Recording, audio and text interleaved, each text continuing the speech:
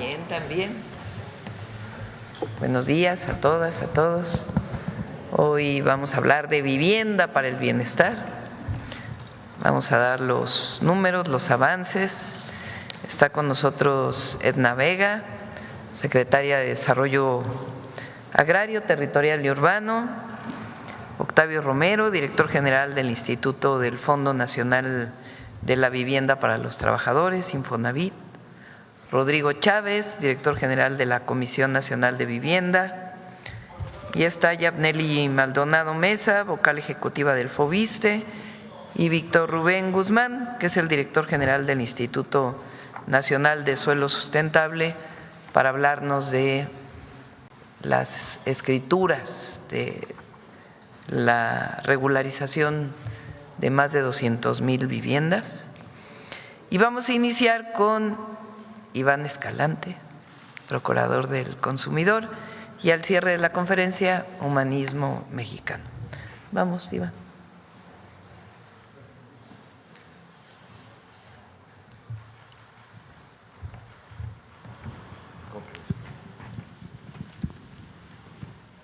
Muy buenos días a todas y a todos. Con su permiso, Presidenta, iniciamos. Finavien sigue siendo la remesadora mejor posicionada por casi 11 meses en la modalidad de depósito a cuenta o transferencia. Recordar que hacemos un ejercicio de envío de $400 en la calculadora que tenemos disponible para todas y para todos en la página de Profeco, y por cada $400 en esta modalidad Finavien nos estaría dando 7,082 pesos con 66 centavos, por lo que le vamos a poner una palomita. Y la que menos da en esta modalidad es RIA Money Transfer con 6,743 pesos con 88 centavos, y le vamos a poner un tache. Recordar que pueden darle seguimiento tanto al promedio de comisión como al promedio de tipo de cambio por cada una de las remesadoras para poder calcular cuál es la que más dinero le da por los dólares que envían nuestros paisanos. Adelante. Bien. Por la modalidad de envíos en efectivo, el mismo ejercicio, la mejor es Pangea Money Transfer con 7,140 pesos por cada $400, le vamos a poner una palomita. Y la que menos da es RIA Money Transfer también en esta modalidad, 6,736 pesos con 2 centavos, le vamos a poner un tache. Continuamos ahora con el cumplimiento de las estaciones de servicio en el precio del diésel. La semana pasada reportamos un precio promedio nacional de 27 pesos con 20 centavos. Para esta semana lo tenemos 5 centavos menos, 27 pesos con 15. Y la semana pasada reportábamos un 73.1% de cumplimiento. Ahora tenemos un 75% de cumplimiento de las estaciones que ya venden el diésel en menos de 27 pesos. Aquí está el porcentaje, adelante. Y para que todas y todos tengan la información necesaria, en nuestro mapa virtual disponible tanto en SQR como en la página de internet de la institución, tenemos toda la información de las estaciones de servicio que venden gasolina regular y las estaciones de servicio que venden diésel prácticamente al día. Ahí pueden consultar el precio. En cuanto al cumplimiento del precio de 24 pesos, tenemos un 90% de las estaciones, recordar esto para la gasolina regular, con un precio promedio de 23 pesos con 68 centavos. Adelante. En el seguimiento que hacemos de gasolina, tenemos la que más justo da los precios, esta de Pemex en la alcaldía Venustiano Carranza, Ciudad de México, con 23 pesos con 68 centavos, y aquí en cada una de las regiones en ningún caso el margen de ganancia es superior a los 2 pesos por litro. Le vamos a poner una palomita. Y están las que todavía, en el caso de la gasolina regular, se siguen volando la barda con los precios, identificando esta Oxogas en Gómez Palacio, Durango, que venden 24 pesos con 99 centavos, con un margen de ganancia de 2 pesos con 76 centavos, y aquí en cada una de las regiones, por lo tanto, les vamos a poner un tache. Continuamos ahora con el seguimiento del precio de nuestra canasta básica PASIC. Recordar, es una canasta de 24 productos que no debe exceder los 910 pesos. Esta es una canasta que alimenta a una familia de 4 integrantes durante una semana. La más barata que encontramos, Chedraui Durango, 777 pesos con 90 centavos. Le vamos a poner una palomita. Y en el monitoreo identificamos que H-E-B 2984 en León, Guanajuato, la venden 949 pesos, le vamos a poner un tache. Continuamos con el comparativo de 3 ciudades. Gustavo Amadero, Ciudad de México, la más barata, Mega Soriana La Villa, 840,20, palomita. La más cara, Walmart Tepeyac, 864,95, también palomita por estar por debajo de los 910 pesos. Cuernavaca, Morelos, la más barata, Bodega Aurrerá, 38,69 en 822 pesos con 50 centavos, le vamos a poner una palomita. Y la más cara, Walmart Domingo 10, 876,40, pero también le vamos a poner palomita. Y en el caso de Hermosillo, Sonora, la más barata, Soriana Hiper Vado del Río, 828,80 centavos, le ponemos palomita. Y la más cara, Bodega Aurrerá Camino del Seri, aquí sí le vamos a poner un tache porque está en 924 pesos con 40 centavos. Adelante. Bien, aquí estamos dándole seguimiento, como lo hemos estado haciendo semanas anterior. El kilo de jitomate está en 44 pesos con 66 centavos promedio. Y aquí cuánto cuesta en cada una de las regiones. Recordar precios promedio: región centro-norte 41.23, región centro 45.38, 46.11 en el sureste y 44.03 en la región norte. Y en la diapositiva que sigue vamos a dar cuenta cómo sigue disminuyendo el precio del jitomate. Aquí está nuestro precio promedio, pero cabe destacar para todas y para todos, este es el precio promedio del jitomate en centrales de abasto. En la mayoría de los estados hay una central de abasto cercana a un mercado grande, estos mercados que distribuyen a todas las demás tiendas. Entonces, la sugerencia que tenemos para este caso es buscar el jitomate en estos establecimientos. Adelante. Bien, estamos en el tema del Mundial de la Copa del Mundo, vigilancia y asesoría en estadios, aeropuertos y puntos turísticos. Continuamos con la presencia en los 3 estadios sede, 4 aeropuertos internacionales y FanFest, así como brigadas itinerantes en 143 puntos de alto consumo en todo el país para orientar, vigilar y defender los derechos de todas y de todos. Ahí en ese código QR pueden descargar la lista de los 143 puntos que estamos cubriendo en esta temporada de fútbol. Adelante. En la revista del consumidor de la edición especial justamente de Mundial Social, tenemos un análisis de 49 modelos de 13 marcas de pantalla LED para que elijan con información. Revisamos calidad de imagen, color y contraste, calidad de audio, información comercial. Aquí algunos de los resultados, y en este código pueden descargar la totalidad de la revista del consumidor e incluso irse solamente al estudio de calidad. Finalizamos ahora sí ya con los consejos Profeco de la semana. 1, 9 de cada 10 gasolineras vende el litro de combustible regular en menos de 24 pesos. Localiza el precio justo en nuestro mapa virtual. 2, el precio promedio del jitomate continúa a la baja gracias al acuerdo nacional. Compara y ahorra con el quién es quién en los precios. 3, consulta el estudio de calidad de pantallas LED de nuestro laboratorio. Descarga la revista del consumidor, ve el Mundial Social y toma una decisión informada. Nuestras redes sociales, página de internet, teléfono del consumidor. Muchas gracias, presidenta, que tengan todos muy buen día. Gracias, Iván. Edna.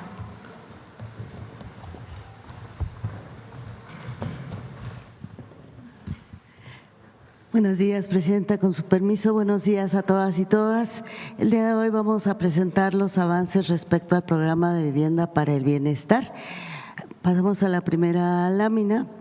Aquí señalar que llevamos un avance muy importante. 274,000 viviendas ya iniciaron el proceso de edificación, y destacar que 604,000 ya se contrataron, porque es importante señalar este dato. Por supuesto, las iniciadas hay que destacarlo en todas las entidades del país, y 604,000 es que ya tenemos el suelo, ya se elaboró proyecto, ya se cuenta con trámites. Entonces eso refleja un avance muy importante. Ese 33% se refiere a las viviendas que ya se contrataron por parte de Infonavit, por parte de la Comisión Nacional de Vivienda, y que está en condiciones de iniciar obra en cualquier momento, pero las que ya… Ahí es 274,000 viviendas en construcción, no construidas, sino en construcción. Sí.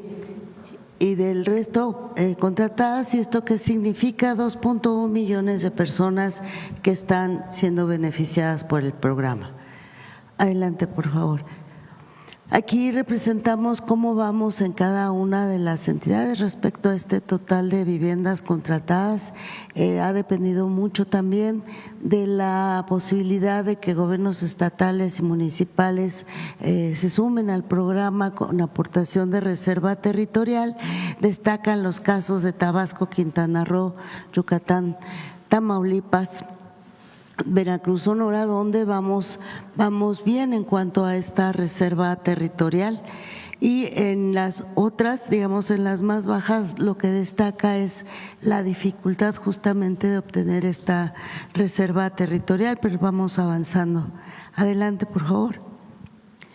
Aquí, en cuanto a mejoramiento de vivienda, si recuerdan, un componente del programa de vivienda para el bienestar es la 1.800.000 viviendas nuevas, luego 1.800.000 apoyos o créditos para mejoramiento. Aquí se ha avanzado muchísimo, ya mis compañeros de Infonavit y de Foviste darán el desglose de estas cifras, de Conavit también, de 570.000 créditos o apoyos. Destaca en el caso de Conavit 100.000 apoyos que se dieron en el oriente del Estado de México. También entonces 32.2% de avance. Adelante. Un tercer componente del programa de vivienda para el bienestar es la certeza jurídica. Se distribuye entre el Instituto Nacional de Suelo Sustentable, que son las escrituras de los lotes, y otro componente que seguramente nos va a permitir incrementar la meta de Infonavit y Foviste, que también están haciendo entrega de escrituras, 293.000. Llevamos, esto se acerca al 30% de avance de la meta total de 1 millón de escrituras. Adelante. Y este otro componente, el cuarto componente, que significa el mejorar las condiciones crediticias de Infonavit y de Foviste, que ya rebasamos el 5.1 millón créditos de personas que han mejorado su crédito. Adelante. Y algo que destaca en este periodo de la última mañanera a la fecha es un logro muy importante que fue la aprobación de las modificaciones a la ley de vivienda. La presidenta presentó la iniciativa el 10 de marzo y sí quisiera aprovechar, presidente, este espacio porque ¿qué significa esta modificación a la ley de vivienda? Y es hacer congruente el concepto de vivienda adecuada que ya establece el artículo 4 constitucional con los instrumentos internacionales como el Pacto Internacional de Derechos Económicos, Sociales y Culturales, reconociendo los 7 componentes que declara las Naciones Unidas. Y ¿por qué lo quería destacar? Porque es así como se está haciendo el programa de vivienda para el bienestar, de accesibilidad, de adecuación cultural, asequibilidad, que tiene que ver justamente con que las familias no paguen más del 30% de su ingreso, disponibilidad de servicios, habitabilidad, seguridad de la tenencia y ubicación. Entonces, todos estos componentes hoy se reconocen en la ley de vivienda y es el derecho a la vivienda adecuada y no se señala vivienda digna y decorosa. Entonces, la ley no establecía exactamente a qué se referían. Y el otro elemento que se incorporó a la nueva ley de vivienda, ya publicada el 24 de abril, es el que ya Infonavit y Foviste tienen la capacidad plena para construir vivienda, para producir y también para adquirir, construir, arrendar y urbanizar suelo. Adelante. Si me permite, presenta un muy breve video que la verdad está muy bonito y que resume lo que han hecho todos mis compañeros y compañeras. Gracias. El programa de vivienda para el bienestar sigue transformando vidas en todo México. Hoy avanzamos en la construcción de vivienda para que más familias puedan acceder a un hogar seguro y bien ubicado. Tu sueño dorado, ¿verdad? Desde el año pasado que veía las mañaneras y que me dijiste que van a dar unas casas, ¿dónde? Y a buscarle.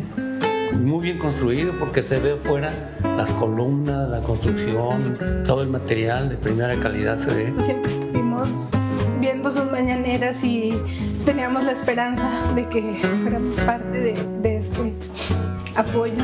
Y muchas gracias a la presidenta y a todo su gabinete. Una felicidad enorme ya tener mi casa, importantísimo para nosotros los trabajadores contar con este tipo de programas.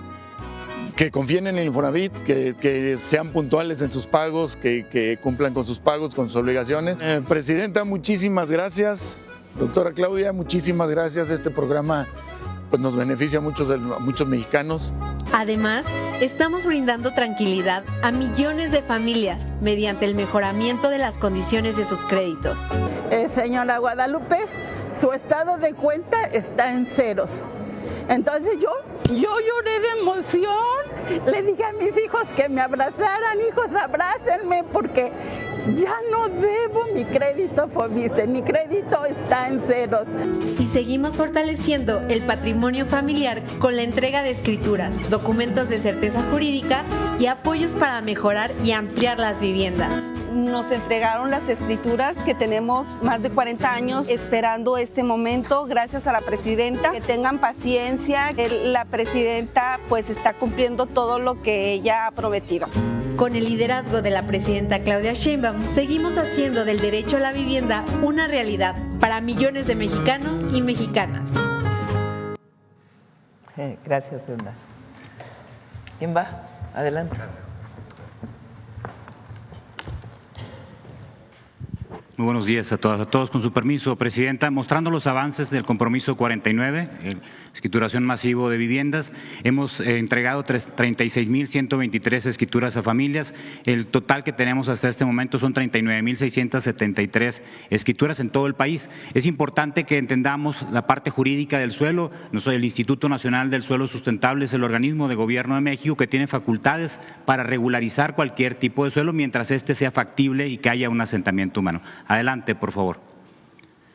Tenemos en proceso este compromiso del millón de escrituras. El Instituto Nacional del Suelo Sustentable tiene el compromiso de 700,000 familias para beneficiar. Tenemos en proceso en catastros y en registros públicos con las notarías 117,442 lotes, pero son igual número de familias que tenemos en todo el país. Hay un número importante y hay que decirlo y quiero enfatizarlo, si me lo permite la presidenta, para el Estado de México y particularmente el oriente del Estado de México por el nivel de irregularidad con el que cuenta. Obviamente ustedes se van a dar cuenta en el mapa que es el Estado de México tiene 13.286, que es el que tiene más a nivel nacional, y ahorita vamos a ver el suelo que se está incorporando al instituto para llevar a cabo la desmancomunación a favor de las familias. Adelante, por favor. Esta lámina, Presidenta, y para todas y todos, es muy importante presentarla. 557.980 familias de diferentes vías jurídicas estamos desincorporando. En su gran mayoría son de tierra social, tierra ejidal o comunal. Pero también por instrucción de la Presidenta hemos incorporado suelo al Instituto Nacional del Suelo Sustentable del extinto Ferrocarriles Nacionales de México. Hay muchas familias que están en la irregularidad y estamos incorporándolas en procesos efectivos a favor de las familias. Si tomamos en consideración la meta programada para el INSUS en esta administración de la doctora Claudia Sheinbaum, en este momento tenemos 715,000 familias en procesos y en vías de regularización, más 15,000 más que la meta programada en el primer año y medio de la administración de la Presidenta de la República. Y por último, un dato que a pesar de que no venga en la lámina, considero prudente compartírselos. El 63.4% de las acciones de regularización del INSUS están a nombre de las madres de familia. Estamos focalizándolas de tal manera que tenemos una deuda histórica con las madres de familia, con las mujeres madres de familia, y estamos poniéndoles nombre, visualizándolas con la finalidad no solamente que se conviertan en dueñas del patrimonio familiar, sino que también sean sujetas de crédito y que puedan apalancar y poder emprender un negocio. ¿Sería cuánto, Presidente? Gracias. Rodrigo, ya también.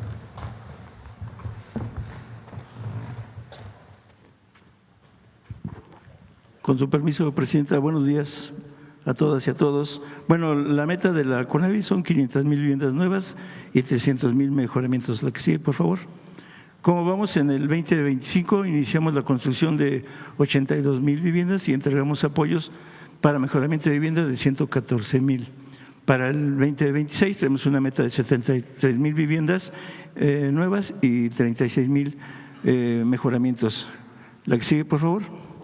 En el 2025 arrancamos 214 predios para el desarrollo de las viviendas, son 971 hectáreas y las 82,497 viviendas en proceso de obra. Realizamos 154 asambleas y sorteos para consolidar el padrón en 147 municipios de 30 entidades del país. La que sigue, por favor. Para este periodo 2026, que ya sumamos otros 138 predios para que suman 560 hectáreas, que son 73,490 viviendas, están en este proceso, en contratos en proceso de obra, están en contratos con trabajos preliminares y en procesos de contratación y elaboración de proyectos. 73,000 viviendas deben estar ya en proceso de obra en el mes de julio. La que sigue, por favor.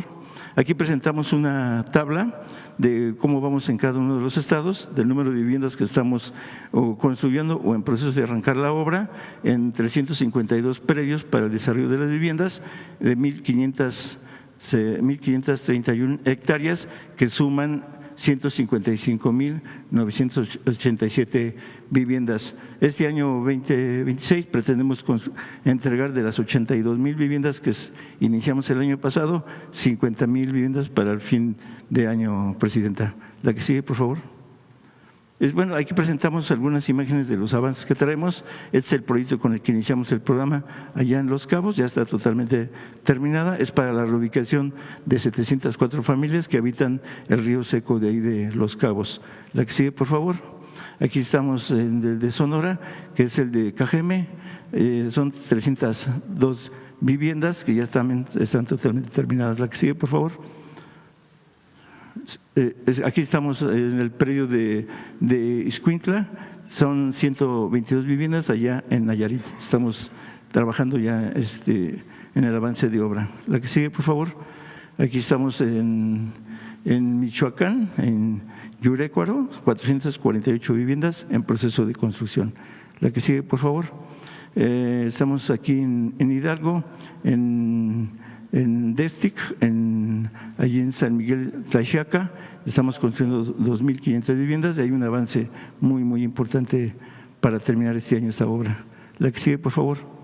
Aquí estamos en el predio de Signova, en San Agustín Tlaxiaca, 1,410 viviendas, ya un avance muy, muy importante. La que sigue, por favor. Aquí estamos en Peña de Bernal, en Querétaro, es un programa de vivienda muy interesante que desarrolló un arquitecto que se llama Claudio Ríos, muy, muy interesante, 148 viviendas.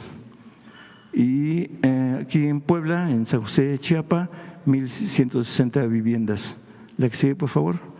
En Morelos, en Cuautla, 512 viviendas. La que sigue, por favor.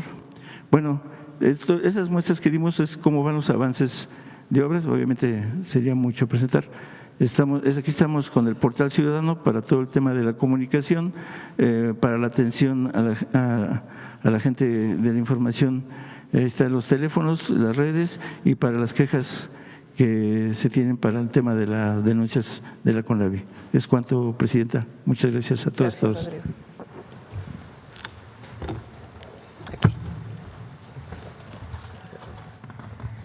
Buenos días a todas y todos. Con el permiso de la presidenta, voy a presentar los informes del FOBISTE. Adelante.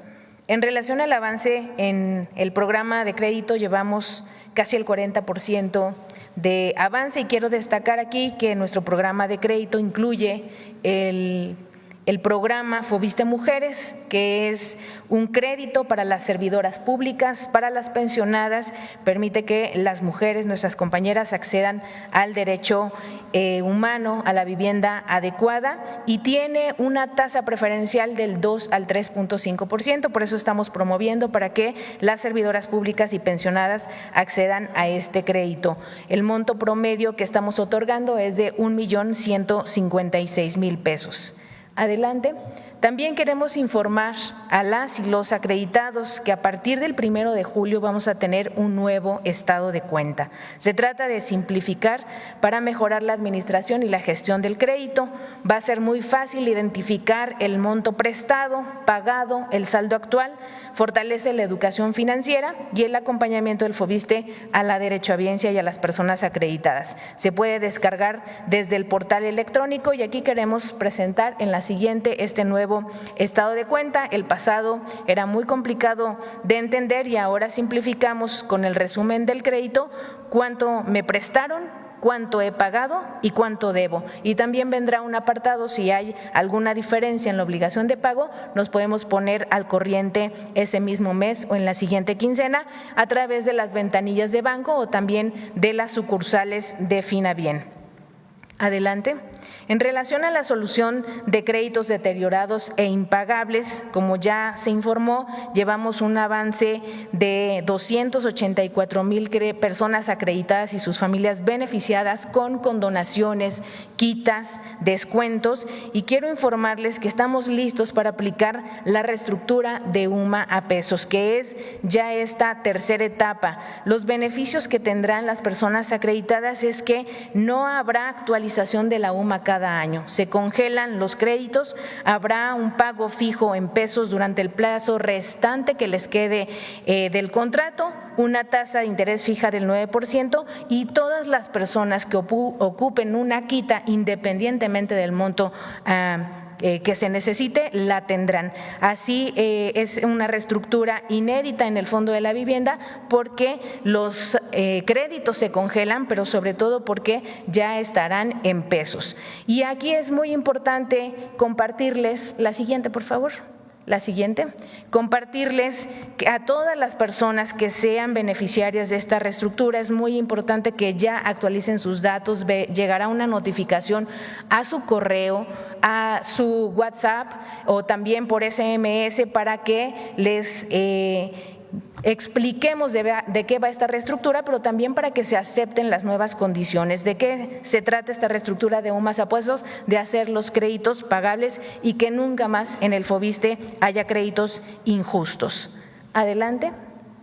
Como saben, FOBISTE vuelve a construir. La vivienda adecuada es una prioridad y vamos a construir 100,000 viviendas. Ya estamos listas y listos para el 1 de julio colocar la primera piedra en Puebla y aquí hemos echado mano de suelo donado, suelo privado, suelo que nos proporciona el ISSSTE y también la reserva territorial del FOBISTE. Vamos a arrancar este programa de vivienda en Villaverde, en Puebla, que es un predio recuperado gracias al apoyo del gobernador porque estaba invadido, es de propiedad del FOBISTE y ahí iniciaremos con 512 viviendas. Compartirles que se trata del programa también Vivienda para el Bienestar, se construirán departamentos y casas de 60 metros cuadrados y los proyectos podrán contar con equipamiento de abasto, salud y esparcimiento como son las tiendas supermercados, consultorio médico del ISSSTE y áreas comunitarias y recreativas. Por último, informar que en el marco del Plan Michoacán, 6,060 personas derechohabientes con crédito FOBISTE están siendo beneficiados con el programa de justicia social de condonaciones, quitas, congelamientos y descuentos con un impacto de 991.9 millones de pesos. Muchísimas gracias. Gracias. Permiso. Adelante.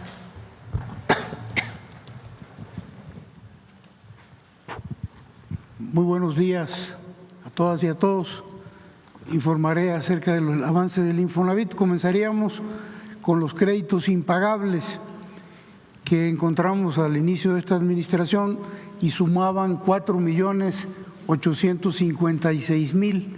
Estos créditos impagables tenían la característica de que aunque la gente pagara sus intereses y su capital, seguían subiendo.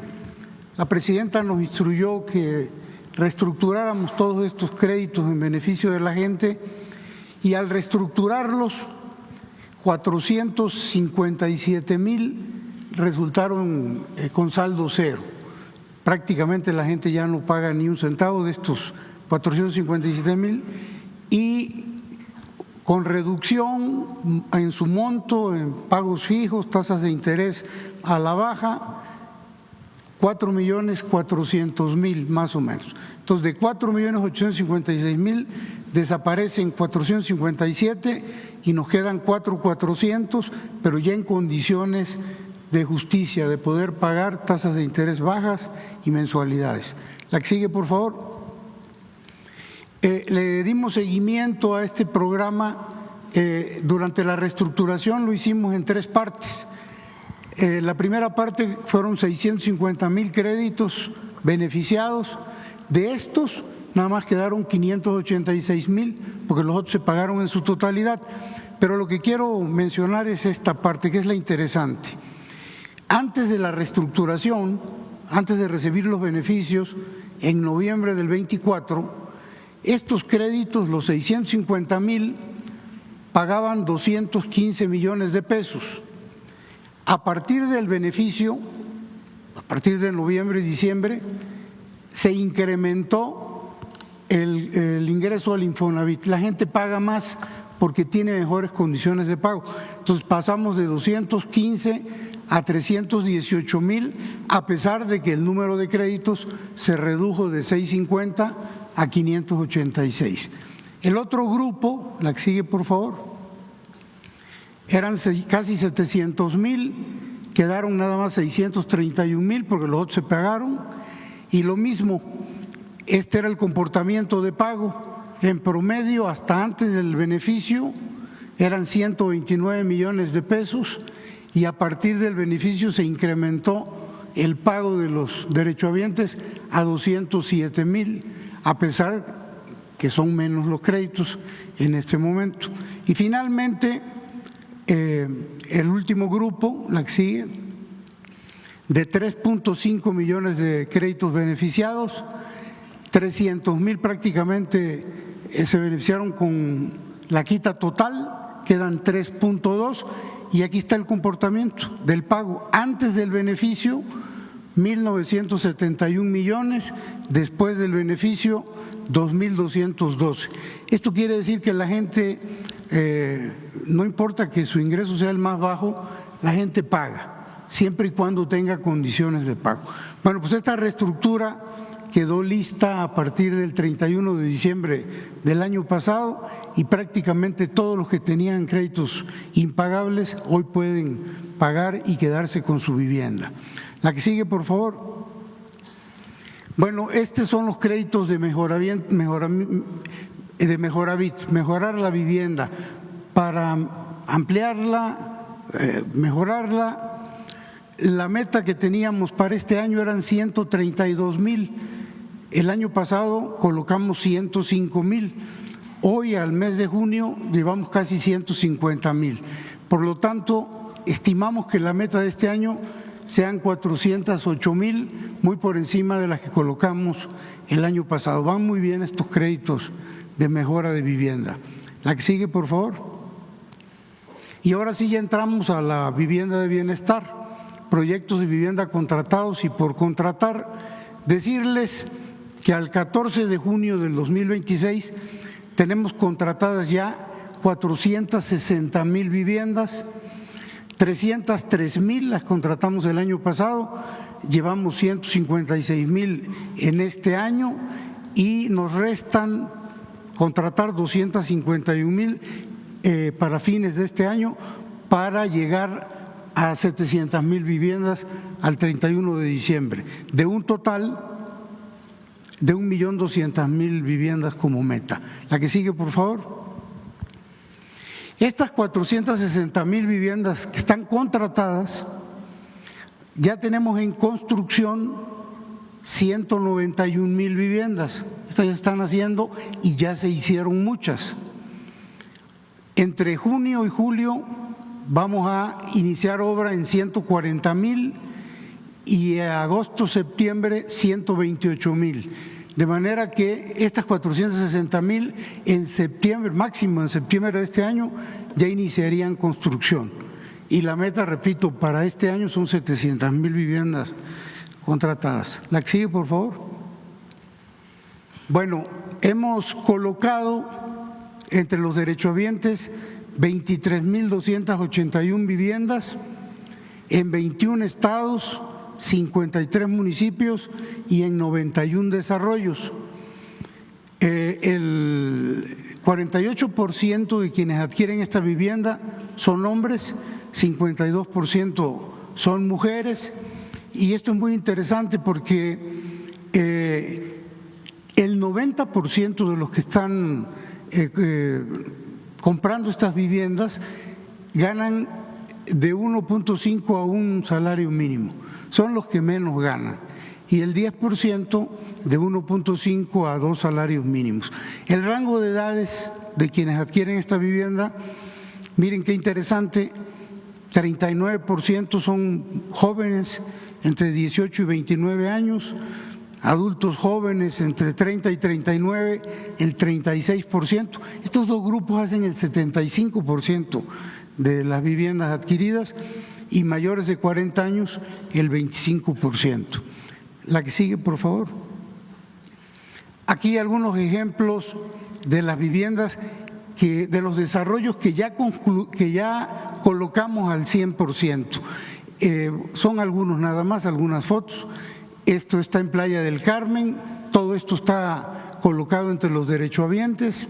La que sigue, esto en Durango, todo está colocado entre los derechohabientes. La que sigue, en Benito Juárez, Quintana Roo, todas las 384 viviendas.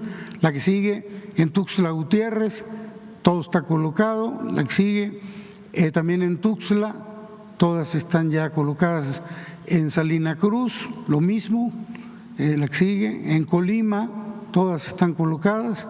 La que sigue, en San José Iturbide, en Guanajuato, también. La que sigue, en Ciudad Victoria, Tamaulipas, también. En Pesquería, Nuevo León, también, todas colocadas. En Guadalupe, Zacatecas, lo mismo. Y bueno, ¿cuántos desarrollos con entrega de vivienda tenemos al día de hoy? 91. De esos 91, 32 ya están todas las viviendas colocadas. Estamos entregando en 59 desarrollos y en este mes de junio vamos a abrir 11 desarrollos en Edomex, Sinaloa, Michoacán, Coahuila, Veracruz, Quintana Roo, Tabasco, Tamaulipas, Yucatán, Sonora, y en julio otros 11 desarrollos en estos estados. Entonces se va a incrementar poco a poco la entrega de viviendas en las próximas semanas y meses. La que sigue, por favor. Y finalmente, ¿cómo se adquiere una vivienda para el bienestar? La presidenta de la República nos instruyó que simplificáramos los trámites. Antes era verdaderamente difícil que se le otorgara un crédito a los derechohabientes porque habían más de 25 requisitos y además no solamente eso, sino que se condicionaba el crédito al buró de crédito. Había que consultar el buró de crédito y si algún derechohabiente no pagaba su recibo telefónico o no pagaba la letra de su motocicleta, se le castigaba y se le bajaba el crédito. De por sí no alcanzaba ese crédito. Quitamos todos los requisitos.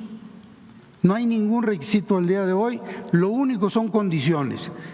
Que tengan una antigüedad de 6 meses en su trabajo, cotizando, que ganen entre 1 y 2 salarios mínimos y que no tengan crédito hipotecario, es decir, que no tengan vivienda. De manera que ya no hay requisitos, hoy estamos entregando vivienda inclusive a jóvenes que tienen 18 años y que ya tienen 6 meses trabajando, ya tienen derecho al monto necesario para adquirir una de estas viviendas que estamos construyendo. Creo que son todas, ¿verdad? Es cuanto, Presidenta. Gracias, Octavio. Listo. Bueno, algunos números de resumen. La meta es 1.8 millones de viviendas para el bienestar. Están en construcción 274,000 viviendas. Están ya contratadas, quiere decir que ya tienen suelo, hay contrato y muy pronto van a iniciar construcción. 604,000 contratadas, de las cuales 274,000 ya están en construcción. y son 24,500 que ya están entregadas. Entonces, vamos muy bien y como además de los poco más de 5 millones de créditos ajustados, 500,000 que dejaron o que ya no deben porque ya habían pagado lo suficiente, y el resto una disminución muy sustantiva en sus deudas. Y esto significa que estamos atendiendo a 7 millones de familias con el programa de vivienda para el bienestar. Bueno, vamos a las preguntas. A ver acá el compañero. Muchas gracias, Juan Manuel de Infopolitano. Buenos días, presidenta. Buenos días para todas, para todos.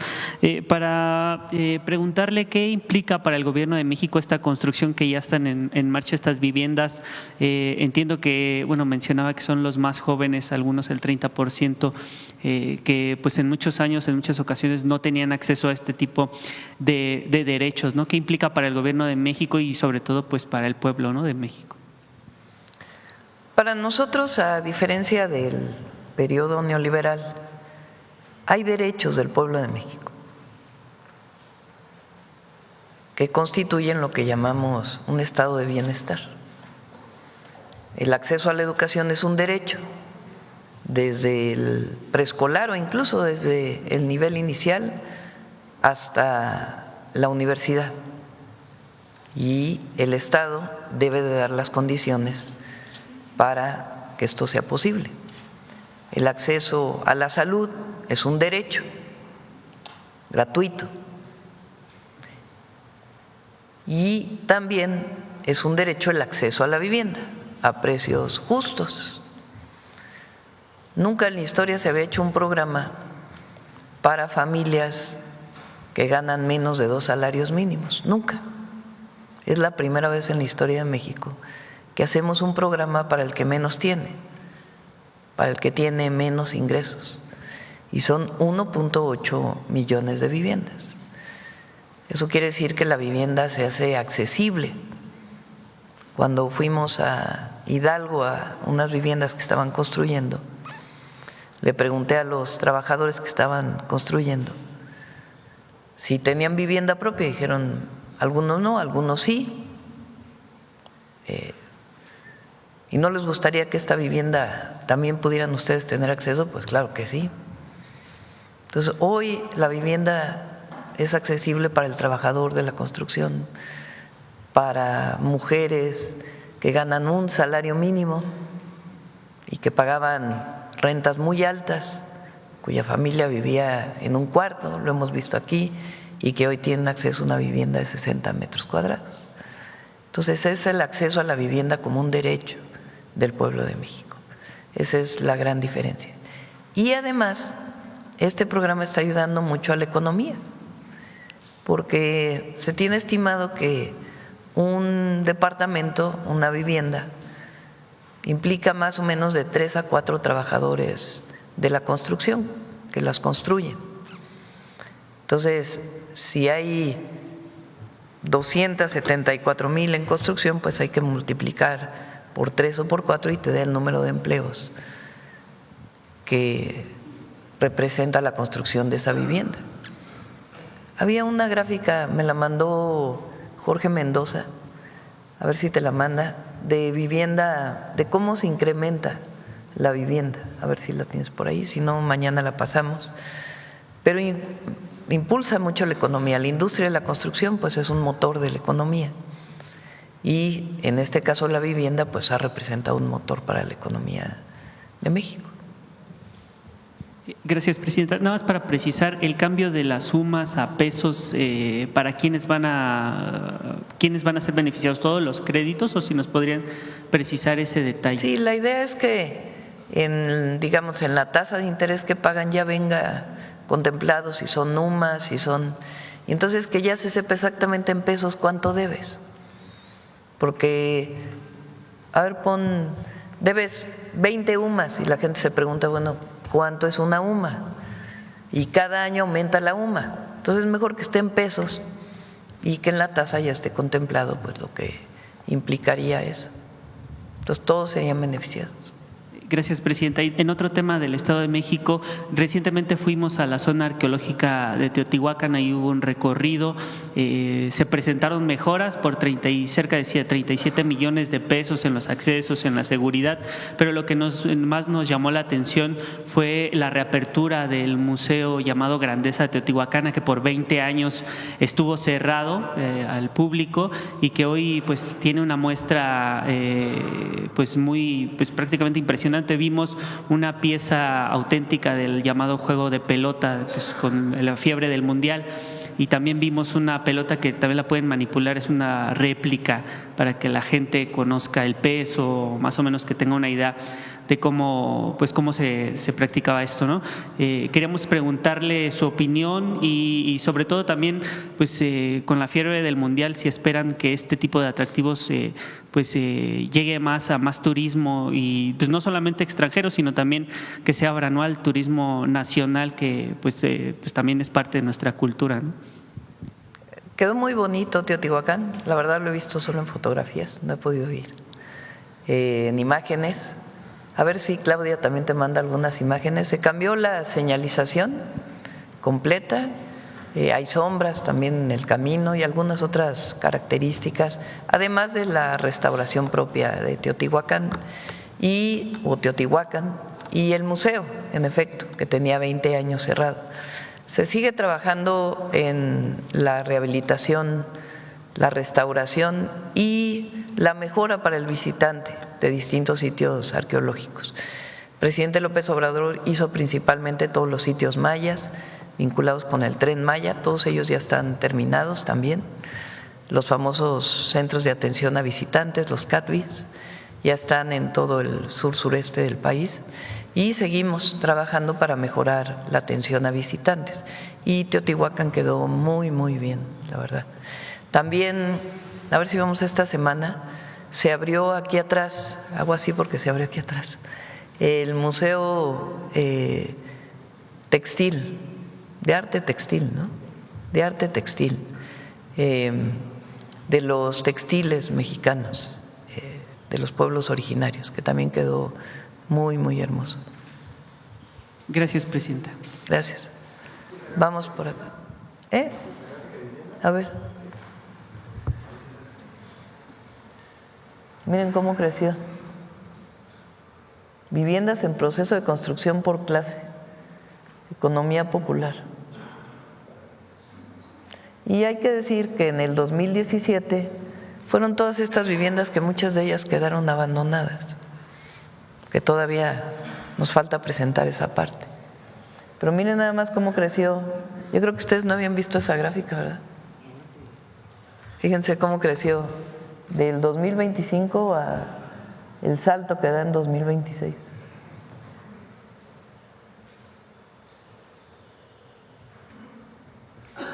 Gracias. A ver si te pasan unas fotos, yo todavía soy del año de la canica, de algunas imágenes de Teotihuacán. Sí. Bueno, vamos de este lado. A ver, compañero. Buenos días, Néstor Jiménez de La Jornada. Presidenta, este fin de semana los integrantes de la CENTE pues determinaron que van a continuar con las movilizaciones, con el plantón, y amenazan que van a expandirlas a otras partes del país. Incluso hoy está previsto que van a realizar también protestas en las casetas, al menos aquí en la entrada de la Ciudad de México. ¿Cuál será la postura del gobierno ante pues esta ampliación de las protestas y si hay alguna otra forma de solucionar pues este conflicto? Ya lo informarán Educación y Gobernación. ¿Está previsto alguna nueva reunión con Gobernación? No, por lo pronto no. ¿No se buscará de parte Por del lo gobierno? pronto no. Lo que está planteado son reuniones tripartitas en los estados para la problemática de los estados. Pero ya el secretario de Educación y la secretaria de Gobernación pueden dar más información. También, Presidenta, preguntarle, este fin de semana, ayer, se anunció pues un acuerdo ya entre Estados Unidos, un pacto también con Irán que perfila pues concluir esta guerra. ¿Qué implicaciones tiene para la economía mundial, para México sobre todo? Pues qué bueno, esperemos que se firme realmente este acuerdo, es esta semana. Siempre que se construye paz en el mundo lo celebramos. Y el petróleo está hoy a 80 pesos más o menos, llegó a estar a más de 100, $80, perdón, $80 el barril, llegó a estar a más de 100. Entonces, ayuda porque en este momento estamos incentivando el precio, o más bien apoyando, subsidiando el precio de la gasolina y el diésel al no cobrar el IEPS o una parte del IEPS.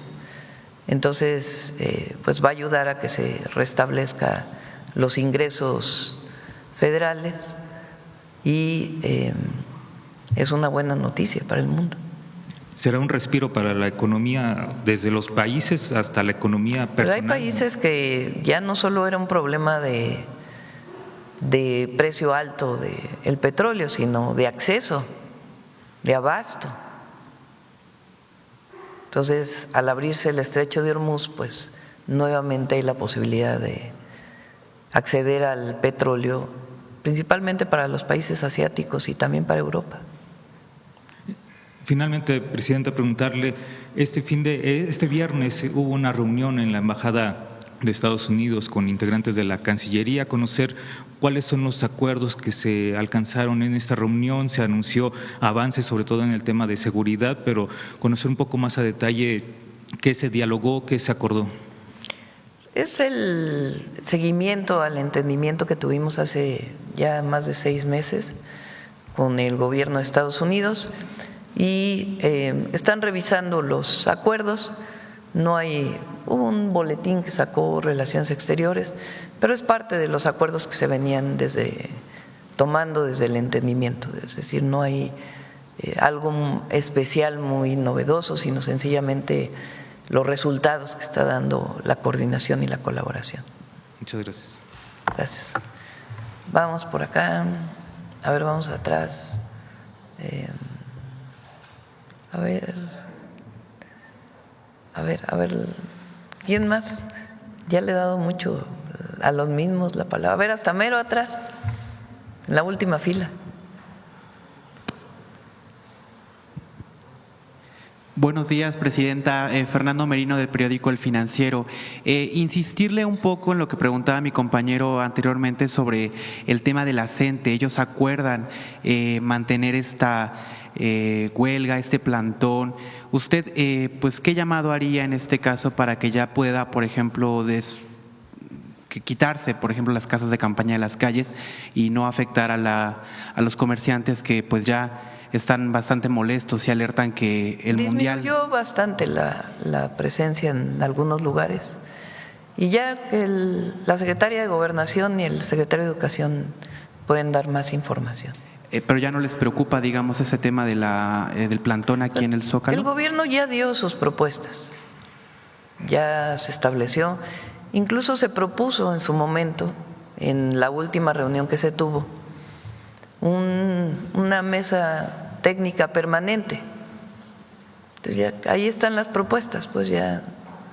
Y vamos en agosto a la consulta escuela por escuela de qué cambios debe tener el UCICAM, qué es lo que proponen los maestros, qué piensan directamente las maestras y los maestros de todo el país.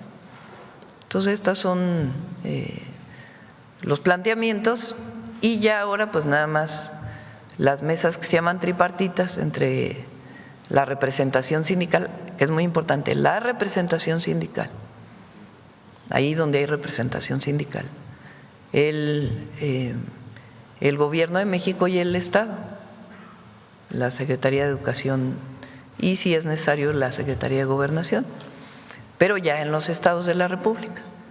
Entonces, pues ya pueden dar más información el Secretario de Educación y la Secretaría de Gobernación. ¿Habrá apoyos quizá para los comerciantes que denuncian pérdidas millonarias ya a 15 días de que inició este plantón en las calles aledañas al Zócalo? Ahí pueden dialogar con la Secretaría de Gobernación. El FanFest está abierto, ha estado abierto todos estos días y pues hay varias calles que también ya se abrieron. Entonces la Secretaría de Gobernación puede estar ahí hablando con los comerciantes. Los conoce bien porque ella fue secretaria de Gobierno de la Ciudad de México, entonces conoce muy bien a los comerciantes del centro histórico y junto con la jefa de gobierno pueden dialogar con ellos. Bien, y ya para terminar, Presidenta, ya son 58 días que la Secretaría de las Mujeres, 59 me parece, no tiene titular. ¿Para cuándo usted estaría designando a la persona? Está encargada de la Secretaría Ingrid Gómez, ella es subsecretaria. Les puedo dar el adelanto de una vez. Una vez que termine sus labores como presidenta del Senado, Laura Itzel Castillo se va a incorporar como secretaria de las Mujeres al gobierno. Ella está definiendo las fechas y mientras tanto se sigue desarrollando todas las actividades de la Secretaría, no están interrumpidas. No hay, es decir, siguen avanzando las compañeras que están en la Secretaría, en los centros libres, la cartilla, en fin, todas las actividades relacionadas con las mujeres. Y Laura Itzel, en el momento en que se pueda incorporar, pues ya se incorpora como secretaria de las Mujeres. De acuerdo, gracias, Presidenta. Gracias. Vamos por acá. A ver el compañero. Sí. ¿Cómo está, Presidenta? Buenos días. Javier Tobar, de la AFP. Queríamos consultarle un poco sobre el TEMEC. Comienza esta nueva jornada de negociaciones en Estados Unidos. ¿Qué sería para usted un acuerdo exitoso? El arancel cero parece ya descartado. ¿Qué sería usted, en su visión, un acuerdo exitoso de este libre comercio? Bueno, primero el sostenimiento del tratado, ¿no? Que los tres países, creo que estamos de acuerdo en ello, porque ha beneficiado a los tres países. Estados Unidos le interesa que haya más reglas de origen. ¿Qué quiere decir eso? Que más productos, es decir, que toda la cadena de valor relacionada, por ejemplo, con un vehículo, se produzca más en la región, que no vengan de otras regiones. Ellos insisten mucho en que se fabrique en Estados Unidos. Obviamente nosotros decimos pues que no solo sea Estados Unidos, sino que sea la región, justamente por eso es un tratado de libre comercio. Pero no quisiera adelantar mucho, estos 4 días van a ser muy importantes. Ahí en Washington está ya Marcelo Ebrard y todo el equipo, está Roberto Laceri, que ya fue aceptado como embajador de México en Estados Unidos, pero que esta semana todavía no va como embajador, sino como representante del Gobierno de México. Está Julio Verdegué, que también se incorporó al equipo, y Altagracia Gómez va como asesora también en estas negociaciones, además de todo el equipo de Marcelo Ebrard. Entonces están allá estos 4 días y pues ya podemos dar un poco más de información. El objetivo para nosotros pues es que se sostenga el tratado, que creemos que en eso no va a haber problema, y que los aranceles que hoy tenemos de acero, aluminio y vehículos pues obviamente puedan disminuir. Sí, incluso quería preguntarle, porque tanto México como Canadá han expresado su intención de que este tratado se firme por 16 años. ¿Y es así o lo mantiene usted esta postura en un momento en que estamos negociando con el presidente Trump, que tiene esta postura más proteccionista? ¿No consideraría usted tal vez un tratado más corto y luego negociar uno con un gobierno más abierto? El tratado es ley. O sea, el tratado ya está escrito, no es que ahora se acabe. Lo que estaba planteado es, o lo que está planteado es una revisión. ¿Por qué es ley? Porque lo aprobó el Congreso de los Estados Unidos, el Congreso o el Senado mexicano, y en Canadá también. Entonces, en el propio tratado, no es que estemos renegociando el tratado y que podamos decir, bueno, pues ahora es tanto tiempo. o no. Eso ya está definido en el tratado que se firmó en su momento. Entonces, más bien son las nuevas condiciones que ha establecido el gobierno de los Estados Unidos en esta visión, como tú bien dices, más proteccionista. Entonces, no es que a ver qué se nos ocurre, sino en el marco de lo que existe, qué es lo que viene hacia adelante. Y vamos a estar informando de manera permanente. A los 3 países nos conviene el tratado. No es cierto, el primer tratado tenía sus problemas para Estados Unidos. Este segundo tratado fue firmado por el propio presidente Trump, se logró en el primer periodo del presidente Trump y hay una serie de condicionantes muy distintas al primer tratado. Y ahora nosotros tenemos una buena posición respecto al mundo entero, pero en particular hay 2 tipos de aranceles que están en un acuerdo que firmó el presidente Trump, que es el 232, que tiene que ver con aranceles a acero, aluminio y a vehículos. Entonces ahí es donde nosotros estamos trabajando para que por lo menos estos aranceles disminuyan de manera importante y continúe el tratado comercial. Pero ya vamos a ver cómo se dan las condiciones. ¿Está prevista alguna llamada, reunión entre usted y el presidente Trump para abordar este tema? Si es necesario, sí. Si es necesario, sí, por supuesto. Muchas gracias, presidenta. Finalmente, un comentario sobre cómo se ha desarrollado el Mundial en México, cómo lo ha visto usted desde que se inauguró hasta la fecha en las distintas sedes. No, pues la gente está feliz, requete feliz. Primero el triunfo de la selección. El que la gente pueda ver el partido o los partidos de manera gratuita, porque para eso se colocaron en todo el país y particularmente en las 3 sedes mundialistas distintos lugares para poderlo ver de manera gratuita. Aquel que no tiene la posibilidad de acceder a todos los partidos porque no puede pagar, antes eran en televisión abierta, ahora ya no. Entonces, quien no pueda pagar lo puede ver de manera gratuita, pues eso ayuda muchísimo. Segundo, la inauguración y el triunfo de la selección pues ha dado mucho ánimo al pueblo, a la gente en general, a todas y todos los mexicanos. Y hay pues mucho ambiente del Mundial, el Zócalo. Bueno, el primer día estuvo cerca de 100,000 personas. Hoy vino Clara al gabinete, ella calcula que fueron 500,000 personas nada más en la Ciudad de México, en todas las sedes en donde se vio la inauguración. Y bueno, ahí está el Zócalo. Déjale la imagen. Y hay mucho ambiente, mucha alegría. Los visitantes, como siempre en México, son bien recibidos, recibidas. Entonces, muy bien, la verdad, excelente. ¿El próximo juego lo ve también en público con la gente? ¿El próximo juego también lo va a ver con la gente? Bueno, es en la noche. Es a las 8, ¿no? ¿A las 7? Es en Guadalajara, en Zapopan, ¿no? En Jalisco. El miércoles es, ¿no? O el jueves. El jueves. El miércoles hay juego aquí en el Ciudad de México, en el Azteca. El miércoles en la noche. Y el jueves es en Jalisco.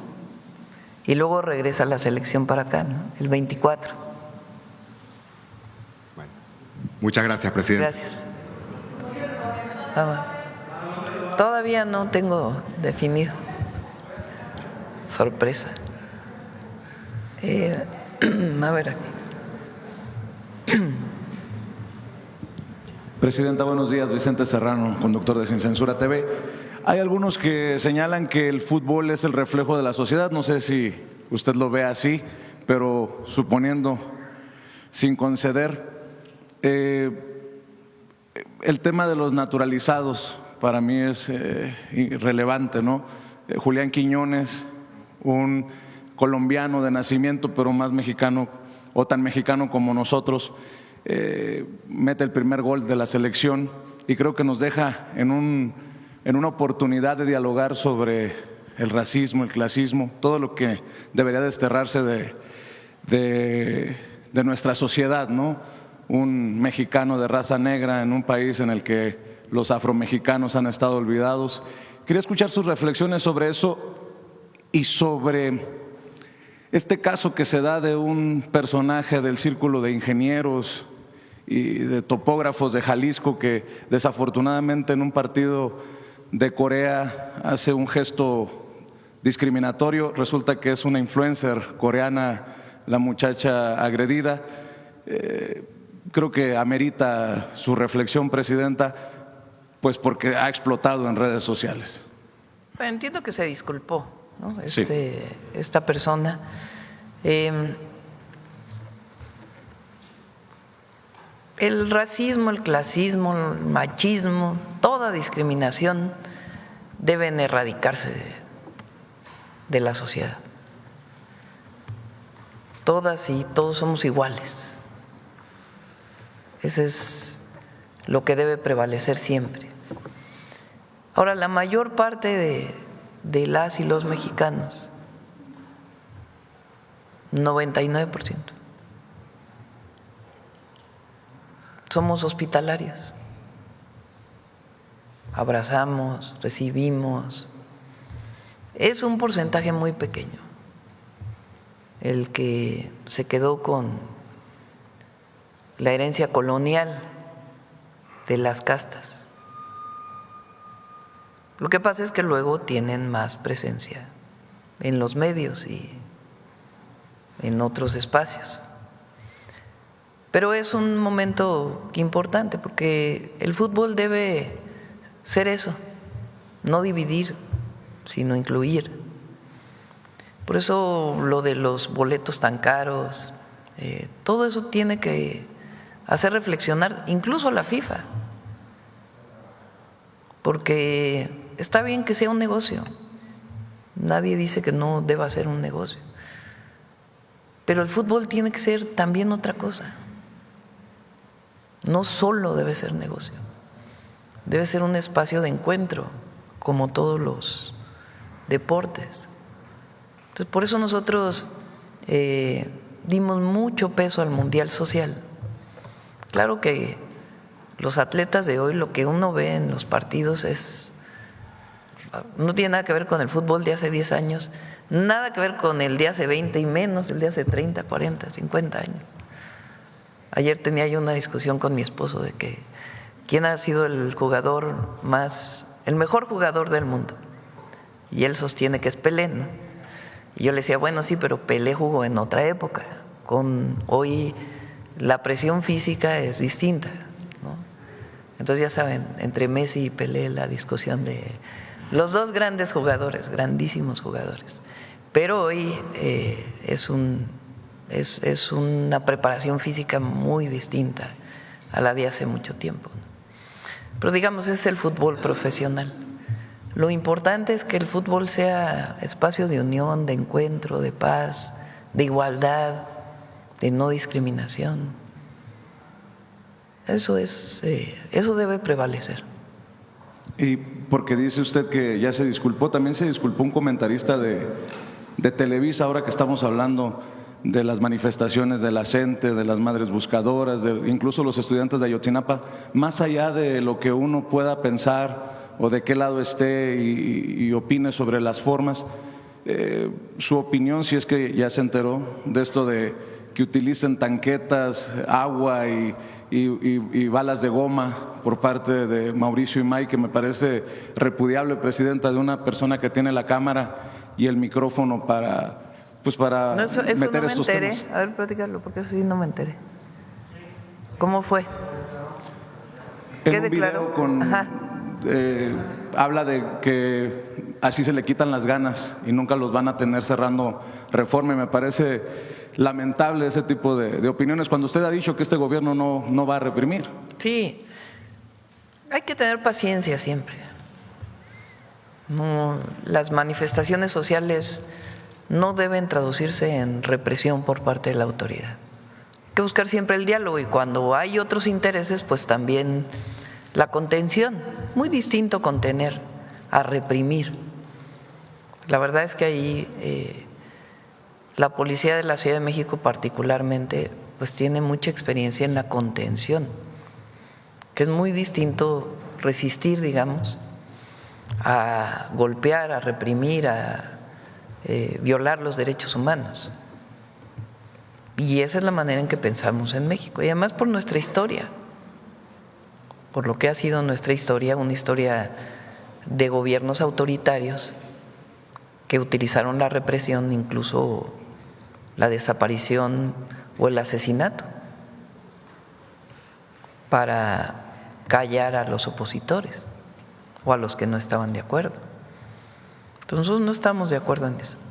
Pero por otro lado, qué bueno que se den estos debates.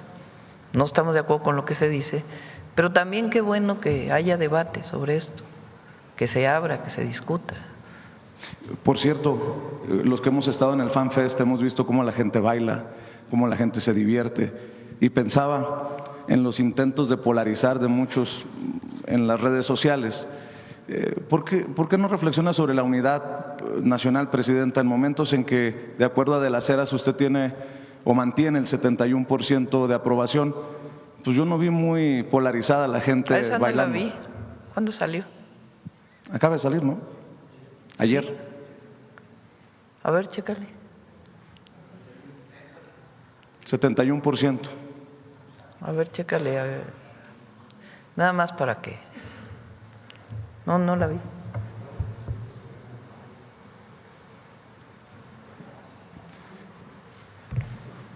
Mientras le consiguen ¿Sí la tienes?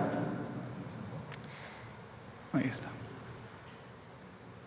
Opinión.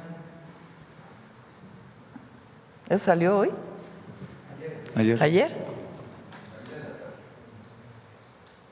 ¿Qué más dice? A ver.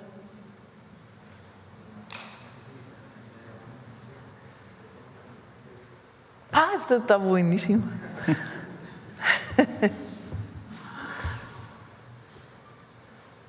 ¿Qué opinión tiene usted del expresidente Andrés Manuel López Obrador? Muy buena, 70%. Muy buena, 70%. Muy mala, 19%. Ni buena ni mala, 8%. Le gané por 1 punto. ¿Qué más? A ver. O ya ahí es todo.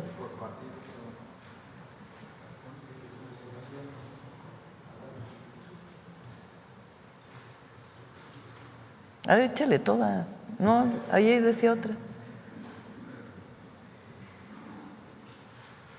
Uy. No.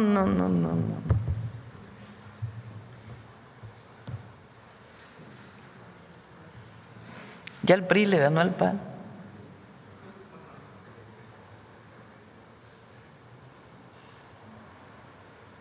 Híjole. Malas a algunos noticias no para la les va a gustar esta. A ver, síguele.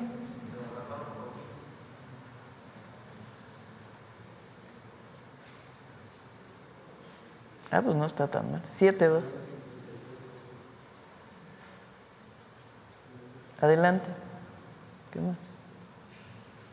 ¿Cuál es el atributo que tiene la presidenta?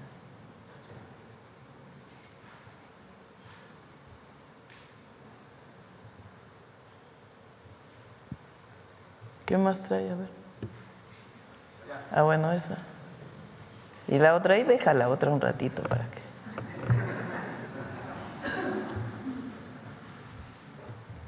Está buena. Y miren que nos han pagado una campaña, pero tremenda. Cuando juega, por eso el viernes yo dije, el que le apuesta a que le vaya mal a México siempre va a perder, siempre. Va a perder en la cancha, va a perder en la vida y va a perder en la política.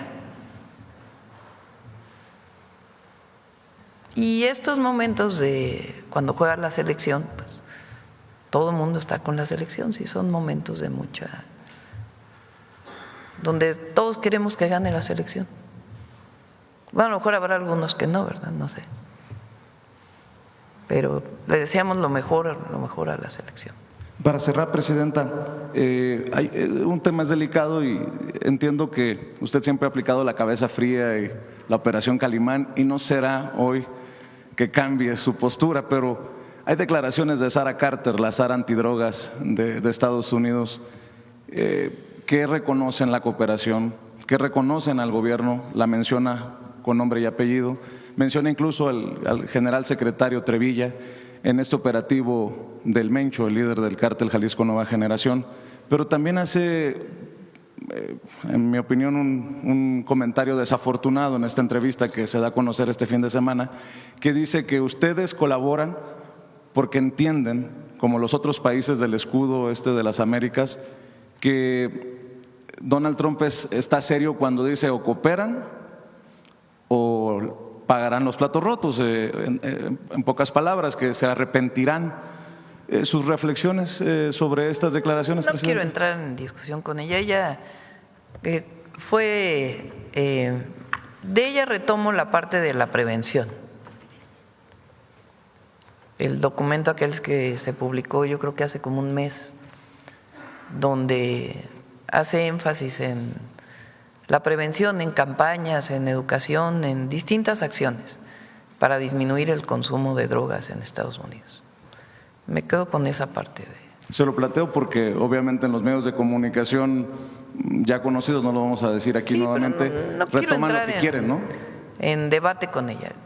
Conoce nuestra posición es muy firme en la soberanía, en la defensa de la soberanía, en la colaboración sin subordinación. Esa es nuestra posición y siempre va a ser así. Y lo que podamos ayudar en términos humanitarios para que no llegue droga a los Estados Unidos, lo vamos a hacer.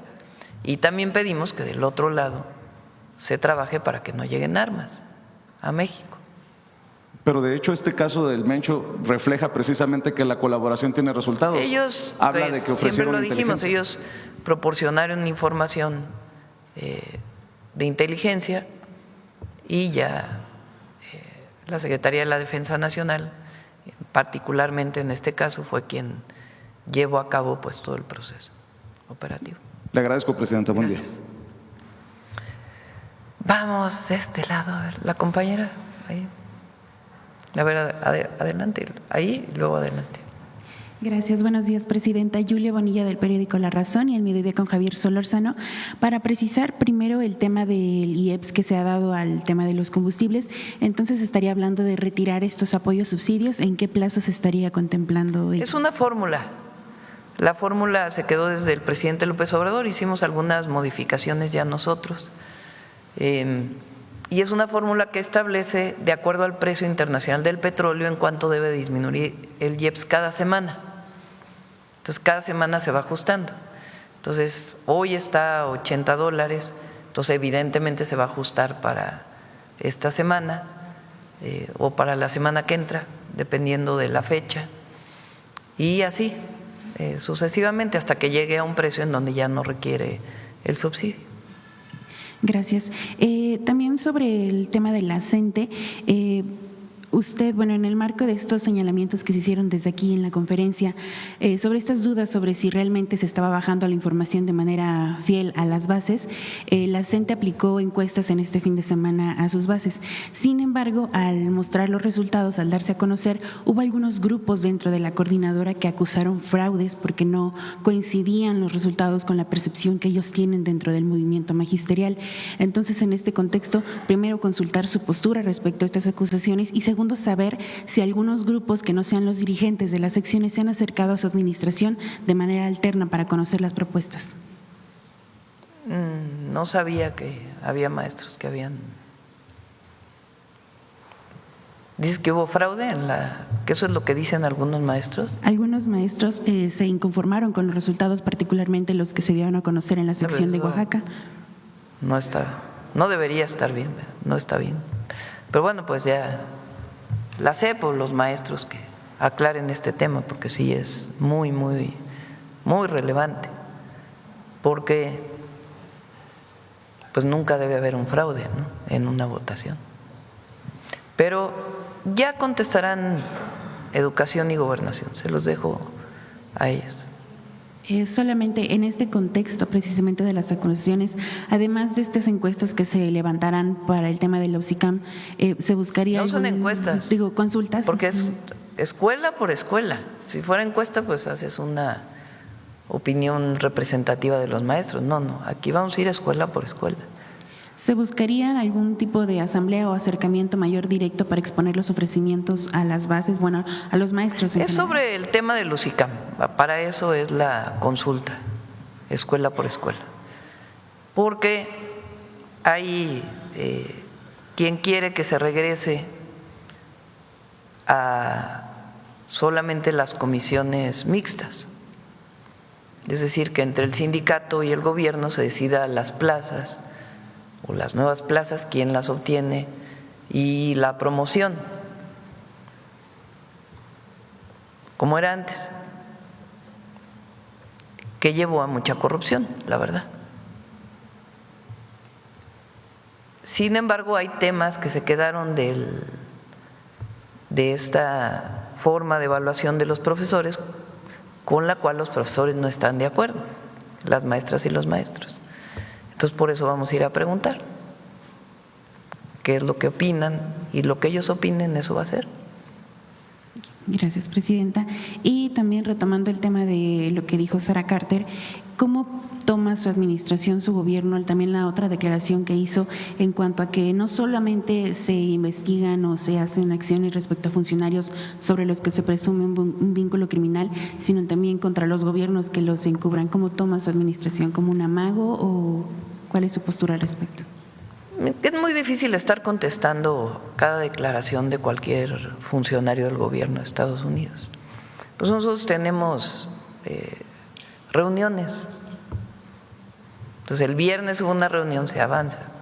Pero si estamos contestando cada declaración, pues imagínense.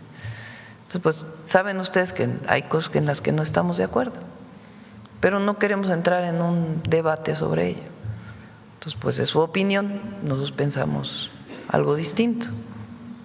Respecto a las responsabilidades que Estados Unidos o compromisos que ha hecho en el marco de este entendimiento de seguridad, ¿hay alguna tarea en la que ese gobierno le esté quedando a deber a México, que haya motivo de reclamo de parte de su administración? Ellos han hecho muchos operativos para disminuir el paso de armas.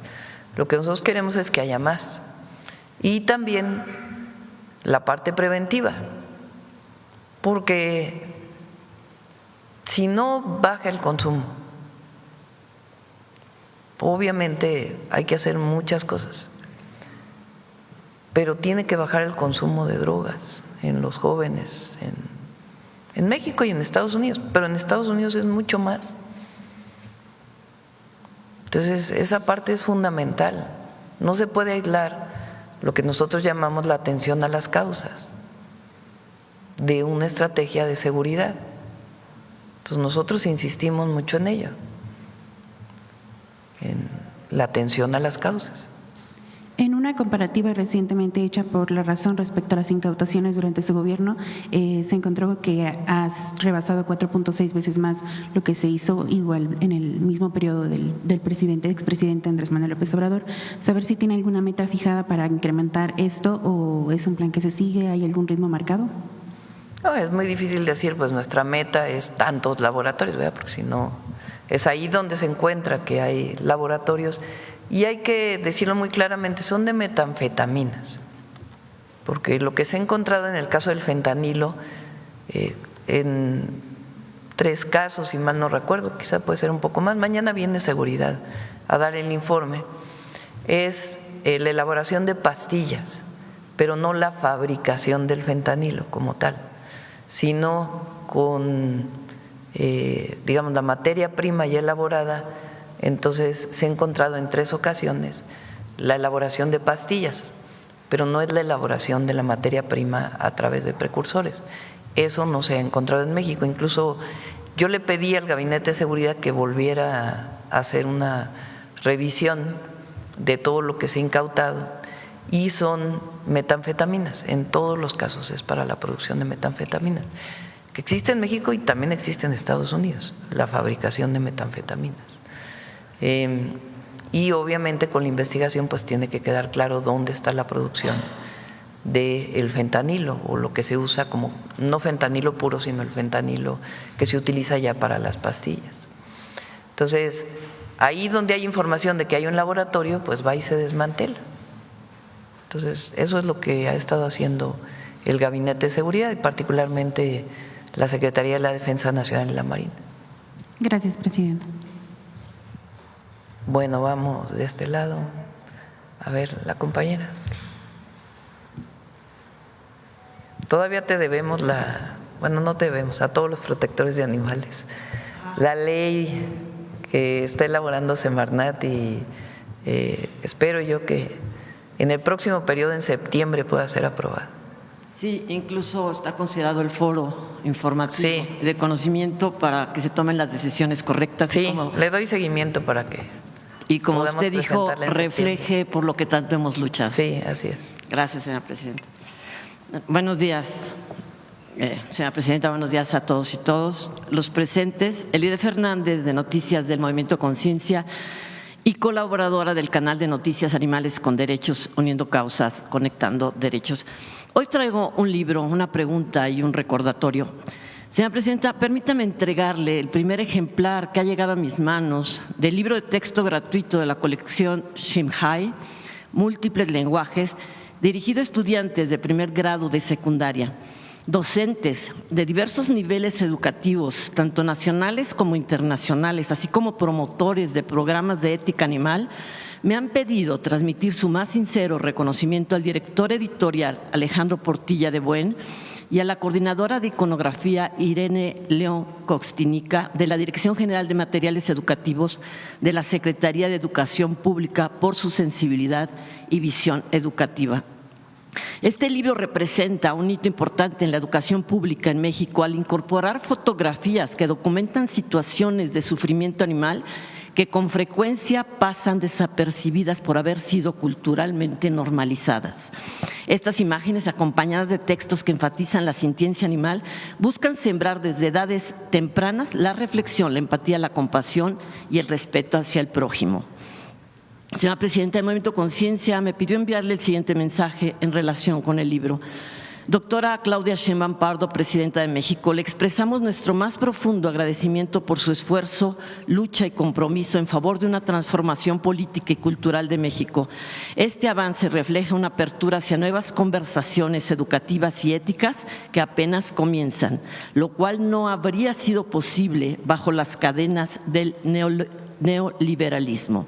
Estamos convencidos de que las generaciones posteriores reconocerán que no permanecimos indiferentes ante el sufrimiento ajeno, incluido el de los animales no humanos. Un saludo afectuoso, Movimiento Conciencia. Le dejo el libro, señora presidenta, lo traigo claro aquí. Que sí, qué bueno. Gracias. Y permítame la pregunta y permítame darle contextos. Señora presidenta, el 11 de febrero de 2025, la doctora Violeta Núñez Rodríguez, durante el resumen informativo de la Mañanera del Pueblo transmitido por Rompeviento TV, destacó la importancia de los derechos de los animales y de la naturaleza, haciendo referencia a mi participación en este espacio. En contraste, ese mismo día, un analista político internacional, al referirse a dicha intervención, dijo: penoso que no eleven el nivel de cuestionamientos a necesidades nacionales.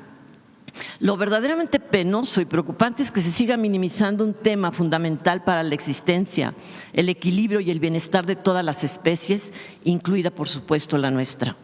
Motivada por los comentarios constructivos, el 13 de agosto de 2025 presenté aquí, en la Mañanera del Pueblo, una breve cronología de los esfuerzos realizados y los avances alcanzados en materia de derechos de la naturaleza en América Latina. Señora presidenta, el pasado 22 de mayo llegaron al Aeropuerto Internacional de la Ciudad de México 2 integrantes de la flotilla Global Sumud, quienes llevaban ayuda humanitaria al pueblo palestino. Me refiero a Violeta Núñez, antes mencionada, y a Sol González. Esta última expresó públicamente su sentir. Cito un fragmento de su discurso. La flotilla es ejemplo de que cuando la causa es justa y está cargada de corazón y amor, podemos no solo resistir cualquier circunstancia adversa, nos podemos levantar. Nuestra tierra también la llevaba en el corazón desde los olivos de Palestina hasta las ceibas de Chiapas. Los otros seres sintientes también iban en mi corazón, que también sufren la violencia, pero que también nos acompañaron en esta misión. Delfines, ballenas, tortugas, aves, gatos, perros, no debemos acostumbrarnos a la oscuridad. El comentario de Sol González nos recuerda que las causas justas se fortalecen mutuamente desde una ética compartida. Quienes defendemos los derechos de los animales también nos solidarizamos con las víctimas de las tragedias humanas, porque la violencia, cualquiera que sea la víctima, es violencia. Desde el Movimiento Conciencia nos sumamos al llamado por una Palestina libre. Señora Presidenta, la atención internacional sobre los conflictos armados suele centrarse en las disputas geopolíticas y en las repercusiones económicas que afectan a las potencias involucradas. Sin embargo, sus consecuencias trascienden con creces esos ámbitos. En regiones como el Golfo Pérsico y el Estrecho de Hormuz, los animales y sus hábitats se encuentran entre las víctimas más invisibilizadas de la guerra. Ante lo que ocurre más allá de nuestras fronteras, nos corresponde unirnos al clamor global que existe un alto el fuego inmediato. Sin embargo, en nuestro propio territorio tenemos la obligación legislativa y moral de actuar con responsabilidad, prevención y protección. No podemos hablar de paz ni de justicia mientras ignoremos el sufrimiento de los demás seres sintientes y de los ecosistemas que padecen los estragos de la ambición humana. Señora Presidenta, el pasado 27 de enero le pregunté si me permitiría entregarle a través del Movimiento Conciencia un proyecto para canalizarlo a las instancias correspondientes y abrir la conversación sobre el reconocimiento de la naturaleza y sus componentes como sujetos de derecho en nuestra Constitución. Usted me respondió, por supuesto, consideramos ampliar los derechos ambientales y el reconocimiento de la naturaleza. Hoy traigo conmigo dicho proyecto. Un documento que concentra décadas de esfuerzo y conocimiento acumulado de diversas personas, colectivos y organizaciones de la sociedad civil. Ya se le ha hecho llegar a la Secretaría de Medio Ambiente y Recursos Naturales, dirigido a la secretaria Alicia Bárcena, con copia a René Sánchez Galindo, titular de la Unidad Coordinadora de Asuntos Jurídicos de la Dependencia. Señora Presidenta, la pregunta es, ¿puedo entregarle y confiarle a usted esta propuesta de reforma constitucional en materia de derechos de la naturaleza para avanzar en el diálogo y evitar que siga postergándose? Tenemos plena confianza en su compromiso y liderazgo para impulsar esta iniciativa. Sí, por supuesto. ¿Podemos abrir la conversación? Sí, sí. Le comento ahora sí a la Semarnat y al área correspondiente para que se haga el foro y podamos presentar esta ley. Sí, le dejo la propuesta. Sí, muchas gracias.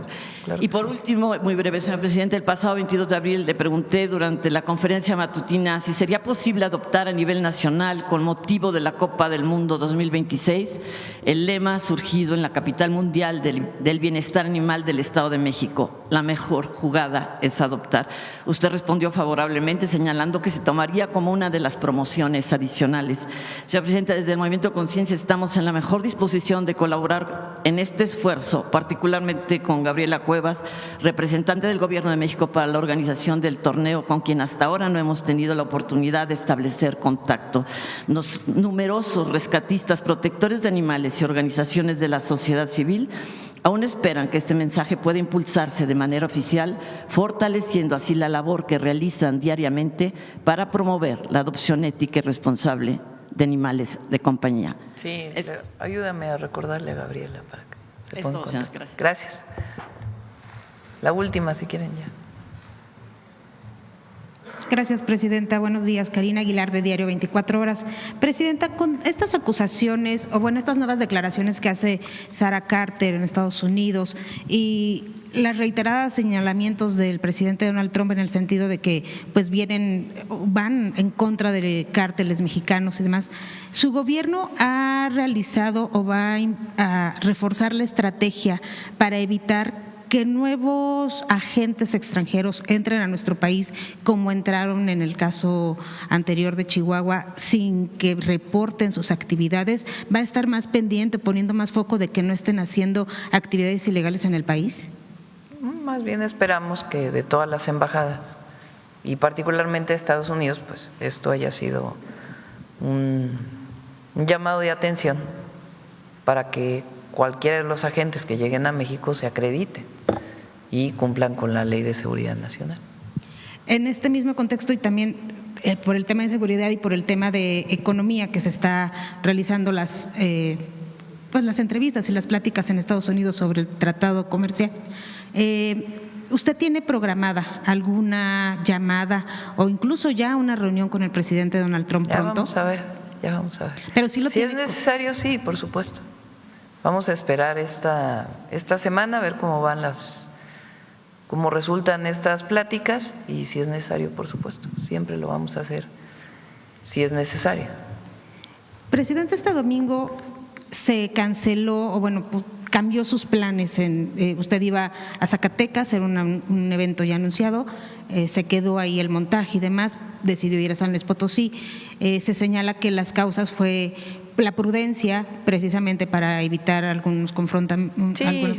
Planteaban ahí que iba a haber alguna interrupción en los eventos, entonces dije, ¿para qué? Si estamos en espíritu mundialista, pues mejor vamos a San Luis y reprogramamos para Zacatecas. ¿Eran eventos eran manifestaciones de la CENTE y de productores? Entre otros. Entonces dije, ¿para qué? Pues hay diálogo con Gobernación, con Educación. ¿Para qué generamos ahí un mal momento? Entonces mejor decidimos ir a San Luis y la verdad estuvo muy bonito lo de San Luis porque estuvimos con jóvenes con síndrome de Down que ganaron el torneo. Muy, muy divertido estuvo la convivencia, nos divertimos mucho ellos y yo también me divertí mucho ahí haciendo penales con ellos, y jóvenes que ganaron el segundo lugar también de San Luis en el futsal. Y después fuimos a ver una de las canchas que hizo Edna en Santa María, ahí en el lugar donde se hacen los rebozos, ahí en San Luis, y también estuvo muy bonito. ¿Estaría entonces, Presidenta, su agenda de los próximos fines de semana delimitada a las acciones que pueda hacer la CENTE? Fue en particular en este caso, pues porque no consideré que fuera prudente, digamos. Entonces, pero ustedes saben, han llegado a muchos eventos a protestar siempre de distintos temas y siempre busco el espacio para hablar. Ahora, por ejemplo, en la inauguración en Manzanillo de la planta de ciclo combinado, unos trabajadores de CFE pidieron hablar conmigo, se levantaron mientras yo estaba hablando, pidieron hablar conmigo y al final los recibí y estuvimos platicando de algunas solicitudes que ellos tienen. Entonces, siempre buscamos el diálogo, pero en este caso pues decidimos modificar la agenda. En el marco del Mundial, quisiera saber si la Profeco, ¿cuáles han sido las mayores quejas que han tenido y las principales sanciones que se han dado del jueves a la fecha? Por favor.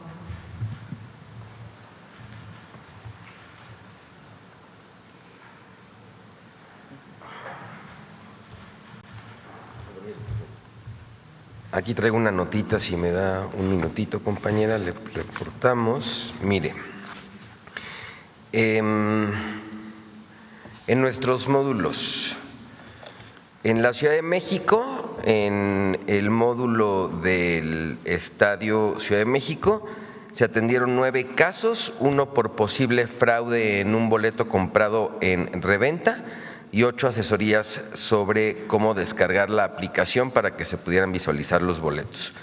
En Monterrey, 10 casos, 2 reubicaciones por personas que tenían alguna discapacidad y que tuvieron que ser recolocadas en otro espacio por un tema de movilidad, una denuncia de fraude que se canalizó a la fiscalía correspondiente y 7 apoyos para las descargas de las aplicaciones para visualizar los boletos, y en Guadalajara orientaciones generales en la descarga de los boletos. ¿Qué es lo que pasaba? Que la gente compraba sus boletos pero no había descargado la aplicación. Entonces ahí se le orientaba para poderlo hacer así. A nivel nacional, a través de nuestras oficinas, únicamente en temas de mundial, 124 atenciones sobre dudas sobre sus derechos, trámites y canalizaciones a otras autoridades. En teléfono del consumidor, 114 llamadas, reportes por cobros indebidos, falta de información y servicios deficientes. Y como lo dijimos hace un rato en la exposición, vamos a continuar con la presencia en cada uno de estos lugares, en las 2 terminales del Aeropuerto Internacional de la Ciudad de México, en el AIFA, Guadalajara, Monterrey y en los fan festivals. Gracias. Gracias. Gracias, presidenta. Gracias. José Alfonso.